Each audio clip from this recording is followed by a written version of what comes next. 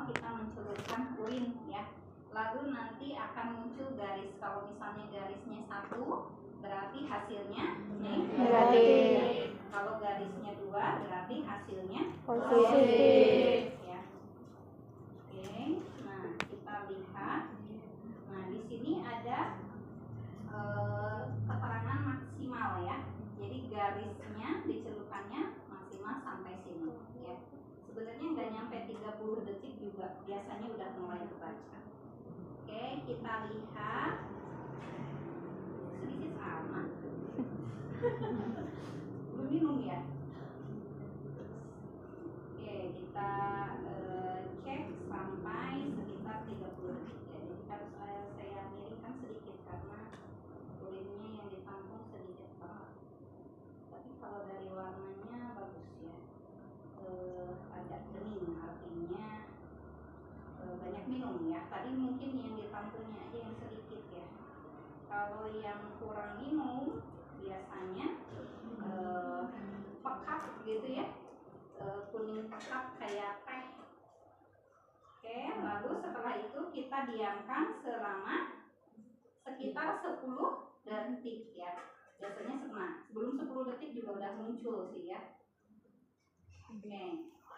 Nah, kita tadi pada saat pengkajian kita cek juga apakah pasien kira-kira menginginkan kehamilan atau tidak. Kenapa? Karena ini berkaitan dengan informasi yang akan kita sampaikan nanti.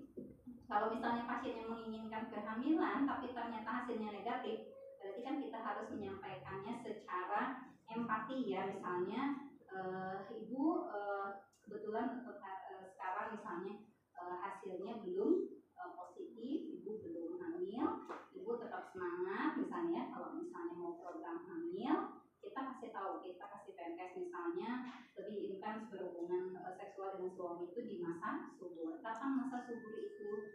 Minimal 2 minggu setelah menstruasi berakhir gitu ya.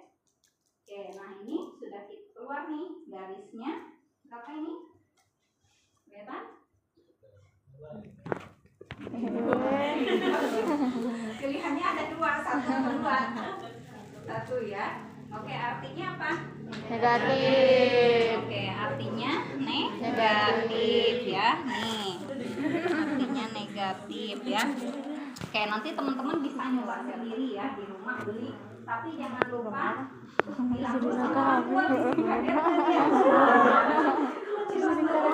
sampah ada hasil tes pack padahal habis praktek gitu ya. Oke, nah kita sampaikan hasilnya ke pasien ya. Kita jangan lupa cuci tangan lagi 6 langkah. Lalu berikan pakai tisu. Lalu kita duduk kembali dan kita sampaikan hasilnya ke pasien ya. Ibu, saya sudah selesai melakukan pemeriksaan urin ya. Kebetulan tadi hasilnya negatif ya. Tadi kalau misalnya pasiennya tampak ingin berarti kita kasih support ya. Itu tidak perlu berkecil hati, itu tetap semangat ya.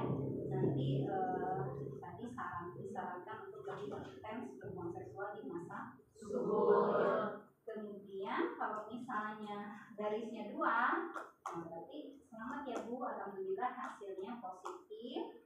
Ibu jaga ya kehamilannya, kemudian jaga asupan nutrisinya juga ya, harus makan makanan yang bergizi. Lalu kalau di trimester pertama ibu jangan terlalu capek dulu gitu ya, karena di trimester pertama memang masih rawan gitu ya. Jadi boleh beraktivitas tapi jangan beraktivitas berat dulu gitu ya.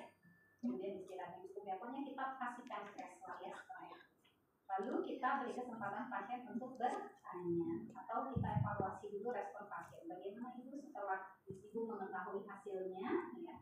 Kemudian biarkan pasien menyampaikan perasaannya. Lalu setelah itu kita tanya atau beri kesempatan pasien untuk bertanya. Adakah yang ingin ibu tanyakan? Kalau misalnya ada, silakan. Kalau tidak ada, ibu boleh meninggalkan ruangannya. Jadi pasien pamit, lalu kita dokumentasikan ya. Nama pasien atau identitas pasien, jenis pemeriksaan, hasil pemeriksaan ya. Kemudian waktu dan tanggal pemeriksaan, lalu nama dan para perawat ya. Gampang ya? Oke, nanti lebih bisa nyoba di rumah masing-masing. Oke, sekarang kita lanjut ke